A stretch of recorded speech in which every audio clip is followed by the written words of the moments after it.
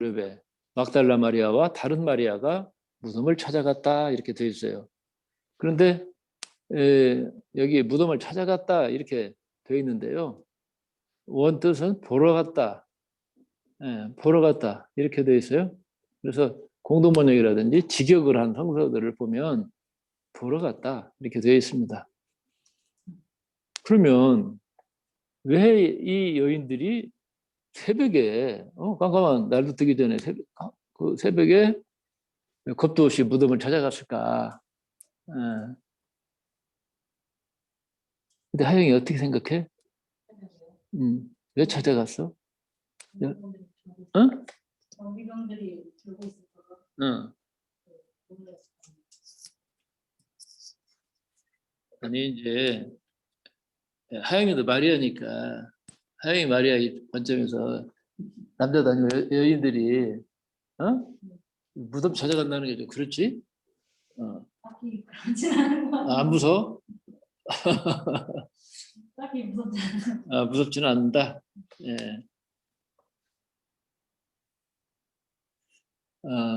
저는 이게 도대체 그 보러 갔다 거기를 이제 찾아봤더니 테오레사이라는 말이 있더라고요. 근데 그 말이 본다라고도 번역을 하지만 그냥 익살적으로는 묵상한다는 뜻이에요. 묵상한다. 묵상이 뭡니까? 깊이 생각하는 거 아니겠어요?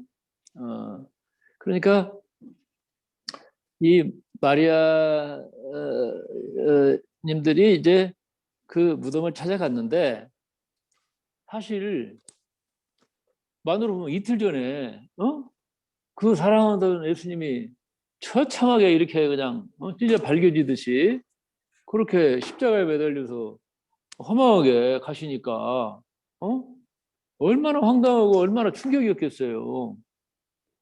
그래서 아마 잠을 못 이뤘을 것 같아.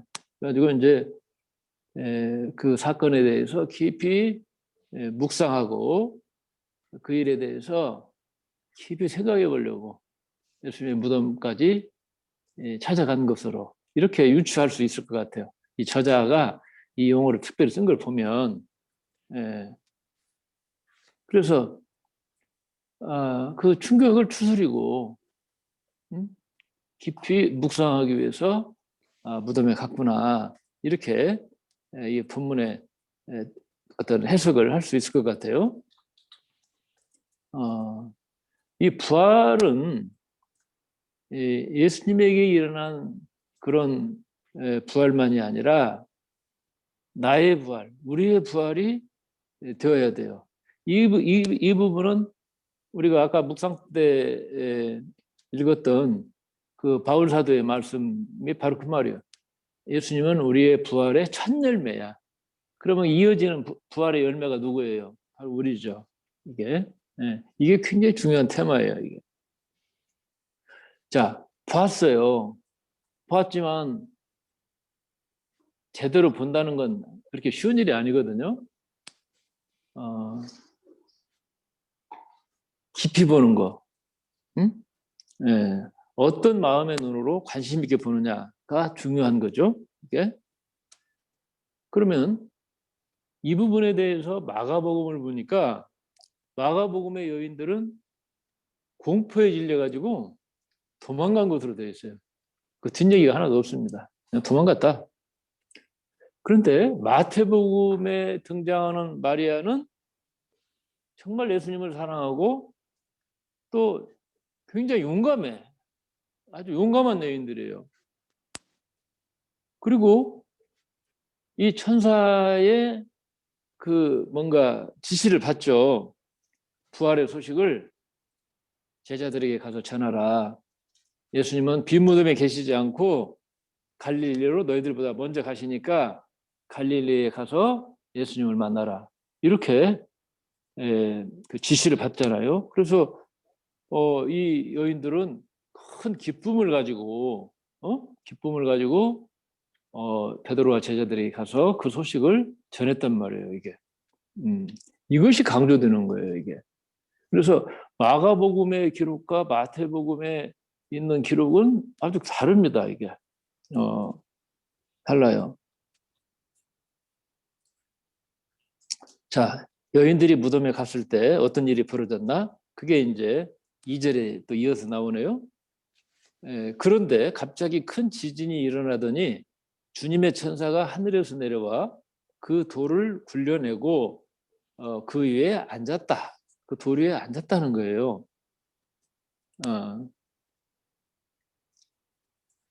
돌 위에 앉았다.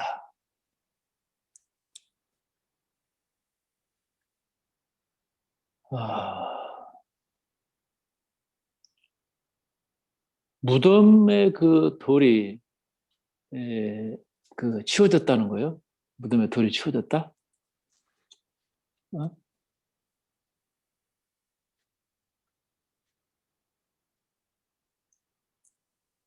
이건 또 어떤 의미가 있을까?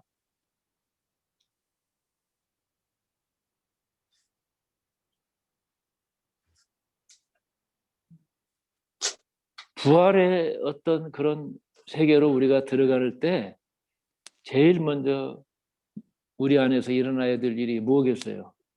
응? 예수님의 무덤도 돌이 굴러져 가지고 빈 무덤이 됐는데 우리도 예수님처럼 부활의 어떤 그런 믿음으로 들어가려면 뭐가 필요할까? 나를 짓누르고 억압하고 있고 내가 내 인생에서 크게 방해가 되고 있고 이 답답한 이 돌이 좀 확 치워져야 되겠죠? 돌이 치워져야 돼.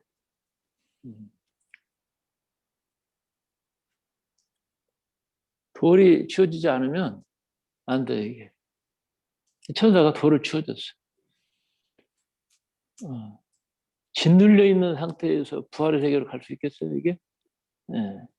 그래서 우리가 오늘 부활주를 맞이해서 내가 어떤 곳에 짓눌려 있나, 부활의 그 기쁨에 동참할 수 있는 그걸 방해하는 게 뭘까? 이걸 한번 자세하게 자기 자신을 한번 돌아보는 것도 굉장히 부활절을 맞이하는 뭐 준비가 되지 않을까 이렇게 생각이 돼요.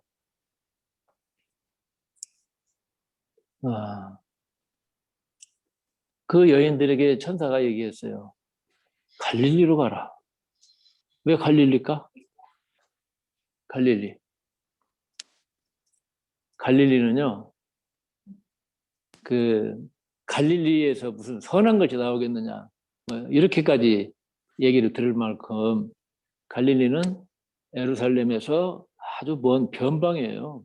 변방. 거기는 예루살렘, 즉 우리나라로 말하면 서울 사람들이 아주 무시하는 땅이야. 우리 전라도도 좀 그런 면 있잖아요. 옛날부터 뭐 귀향지, 특히 전라남도는 귀향지 아니에요? 또 예전에 조선 시대에는 제주도까지가 전라도였단 말이에요. 응?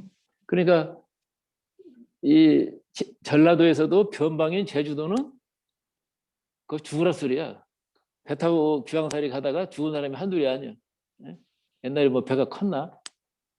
그래서 아주 뭔가 무시받는 그런 의미가 있어요. 이게 이번에 그 전라 감영 이렇게 왔다 갔다 하면서 보면 이순신 장군의 그 말씀이 거기 있어. 전라도가 없으면 나라가 없다. 네.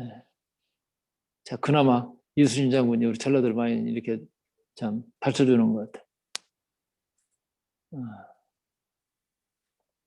그래서 상대적으로 예루살렘과 거리뿐만 아니라 소외되고 멸시받는 땅이었고, 그리고 예수님께서 이 부분에 대해서 그 최후의 만찬에 할 때 내가 앞으로 십자가에서 다시 죽게 되면 사흘 후에 내가 다시 살아나가지고 너희들보다 먼저 갈릴리로 갈 거야. 이 본문이 있어요. 바로 우리가 앞에서 읽어봤잖아요. 이게. 예. 그리고 세례요한이나 예수님의 운동의 핵심지가 갈릴리잖아요. 그래서 복음 운동의 진원지요. 여기가. 그리고 예수님의 공생의 기간뿐만 아니라 부활하신 후에도 갈릴리에서 주로 계셨다는 보고가 있고 또 승천하신 곳도 갈릴리예요. 이게 그러니까 갈릴리는 이 그리스도 복음의 진원지야, 시발점이에요. 그리고 부활하신 후에도 예수님은 갈릴리로 먼저 가셨어요. 이게 그 예수님이 묻힌 그 무덤은 예루살렘에 있어요.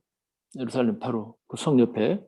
그러니까 갈릴리로 나는 먼저 가겠다. 그래 천사도 그 소식을 전하잖아요. 다시.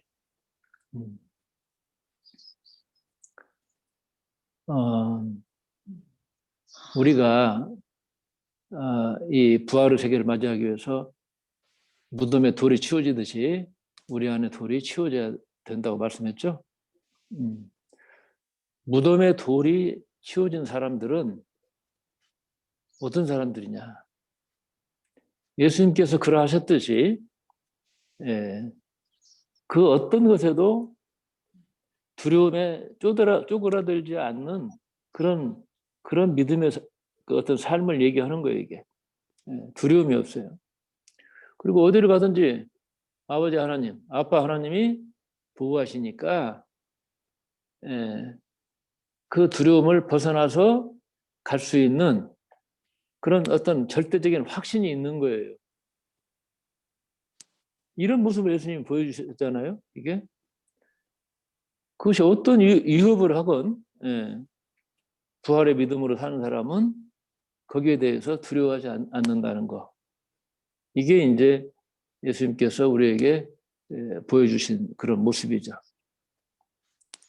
우리 인간이 이 결핍의식이 원주처럼 있는 것 같아요. 많은 사람들 들어보면 뭘 원하느냐 물어보면 그냥 그 얘기예요, 이게. 그냥 나는 뭐가 있어야만 돼. 이미 가지고 있고 누리고 있는 거에 대해서는 감사한 마음이 가진 사람이 참 드물더라고요, 이게. 그래서 그 넘치는 감사가 찬양과 함께 있는 사람들이 무덤에 돌이 치워진 사람들이에요, 이게. 그래야 마음이 열려가지고 무엇인가를 담을 수 있지. 나는 항상 부족하고 무엇이 있어야만 되고 다른 사람하고 비교해가지고 그냥 열등의식에 시달리고 원망하고 불평하는 사람들이 어떻게 삶이 제대로 펼쳐질 수 있겠습니까? 이게? 그래서 무덤에 돌을 치우고 우리가 하나님의 뭔가 부활의 새 생명으로 채워지는 이게 이제 부활주일의 의미라고 생각이 돼요. 이 유대인들은 이 신관, 하나님에 대한 관점이 하나님을 심판의 하나님으로 율법을 지키지 않았다가는 죽음과 파멸을 줄 수 있는 그런 무서운 하나님을 믿었어요. 그 율법은 결국 어떤 일이 벌어졌어요? 복음서가 얘기하는 것은 정작 하나님의 아들마저도 그 율법의 이름으로 죽였다는 거 아닙니까, 이게? 그래서 율법의 안경을 쓰고 율법의 잣대를 들이대는, 그래서 그 율법으로 하여금 가장 진실한 사람을 죽여버리는 그런 일이 벌어졌다. 이게 예수님의 십자가와 연관된 보고들이거든, 이게. 그래서 결국은 그 율법을 집행하는 당사자들마저도 결국은 망하게 하는 그런 일들이 이 예수님 당시에 있었다는 거. 이게 이제 복음서가 우리에게 제시하는 내용이에요. 그런데 예수님의 하나님과 유대인의 하나님의 율법의 하나님, 모세의 하나님이 달라, 이게. 예수님은 나는 너희들을 자유하게 하려고 나는 이 세상에 온 사람이다. 더 풍요로운 생명을 가져다 주려고 왔다. 이런 말씀 하셨잖아요, 이게. 그래서 인간이 도달할 수 있는 가장 높은 지성을 뛰어넘어서 나는 하나님이라고 하는 말보다는 어떤 이 실제, 예, 모든 존재의 그 실제이신 하나님과의 접촉을 통해서 의식의 상승을 하는 사람은 어떤 고차원의 생명의식에, 즉 부활의 생명에 도달하게 된다는 것. 저는 이것을 이제 예수님의 부활 사건을 통해서 이렇게 뭔가 그렇게 이해가 됩니다. 지금 봄날이라 생명이 이렇게 막 올라오잖아요. 하루하루가 막 기가 막히게 다릅니다. 어제 안 보였던 것들이 막 보이기 시작하고 금년에는 유독 빠르거든 지금 이게. 예. 막 꽃 피고 뭐 그다음에 잎이 나와야 될 것들이 막 동시에 나오고 있고 지금 이게 보통 일이 아닙니다 이게. 예. 그러나 엄청난 그 에너지가 느껴져. 그래서 이 봄날의 산천들이 그 하나님이 주신 그 생명의 에너지를 지금 막 뿜어 올려가지고 뭔가 막 우주적 생명이 이 불재에 막 꽉 차 있는 것 같은 막 그런 느낌을 받고 있어요. 그래서 이런 자연의 그 생명이 올라오는 것처럼 우리도 하나님을 두려운 하나님이 아니라 하나님을 표현하는 인생을 살아야 된다. 이게 예수님 가르침이잖아요. 그래서 우리가 앞에서 읽었던 달란트의 비유처럼 하나님이 우리에게 주신 그 재능과 자원과 그 무궁무진한 가능성, 이것을 좀 사장시키지 말고 만물이 막 꽃으로 입으로 막 드러내듯이 우리도 그렇게 드러내야 될 거 아니겠어요 이게? 하나님은 그런 너희들의 삶을 원한다. 그래서 예수님 말씀하세요. 안식일은 사람을 위해서 있는 거야. 응? 사람이 안식일을 위해서, 종교를 위해서 있는 게 아니야. 이렇게 말씀하시잖아요. 그러니까 그 종교의 틀을 그냥 가지고 쥐락펴락하는 사람들이 예수님을 살려둘 수가 없죠. 이게. 그래서 내 안에 계신 하나님을 나타내고 구현하고 그것이 뭘로 나타나요? 우리 각자에게 주신 하나님의 달란트를 통해서 나타날 수밖에 없잖아요. 직업을 통해서도 나타나잖아요. 이게 바로 그렇게 발휘하는 사람이 참 사람이에요. 예수님이 바로 그런 참 사람이에요. 그래서 예수님처럼 우리도 좀 참 사람이 되어보자. 예. 맨날 울고불고 그냥 뒤지고 볶는 인생만 할 일이 아니라 그렇게 좀 깨어나보자. 그게 이제 그리스도 의식이라고 말할 수가 있겠죠. 지금 제 뒤에 한문으로 써여진 이 진달래, 참에 도달하자, 참을 나타내자, 표현하자. 그러기 위해서 우리가 모여보자는 거 아니겠어요? 이게 오늘 부활주의를 맞이해서 여러분 그 가슴 속에 뭔가 좀 돌문처럼 그냥 꽉 닫혀져 있는 것들, 이런 것들을 하나님께서 치워주시기를 위해서 우리가 기도해야 되겠고요. 또 그 돌문은 여러 가지겠죠. 뭐 현실적인 문제도 있고 또 과거의 회한도 있고 아픔도 있고 그러지만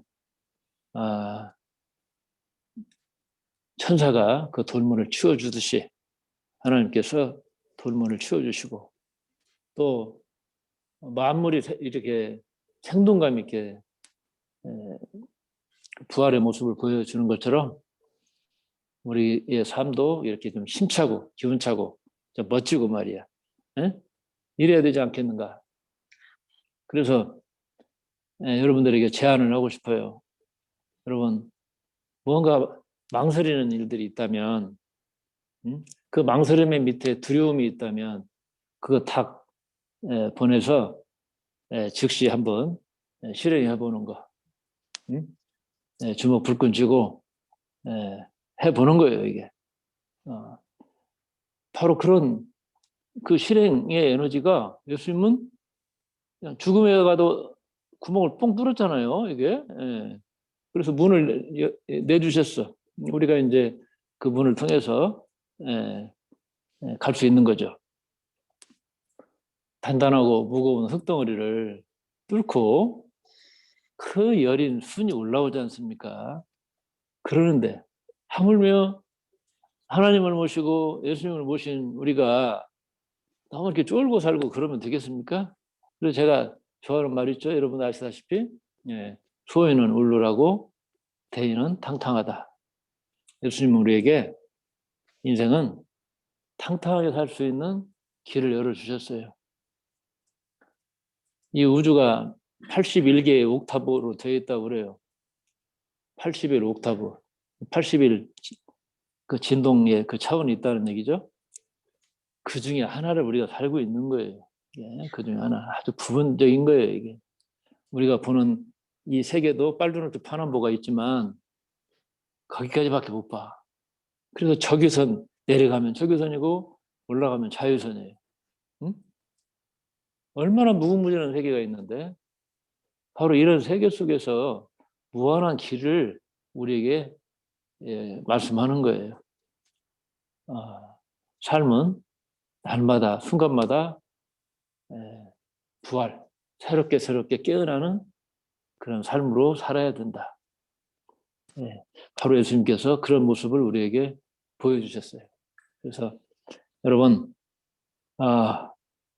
이 부활주를 맞이해서 돌문 팍 치우시고 이 봄의 새싹처럼 여러분의 생명을 좀 활짝 펴서 즉시 실천하고 행동하고 두려움에 쫄아서 뭐 남들이 어떻게 볼까 저렇게 생각할까 그거 다 헛것이니까 한번 여러분의 생명력을 마음껏 좀 스스로 허락하는 그런 부활절이 되기를 바랍니다. 네. 여러분 말씀 몇 분 나누고 오늘 또 부활절이라 성만찬 하도록 그렇게 하겠습니다.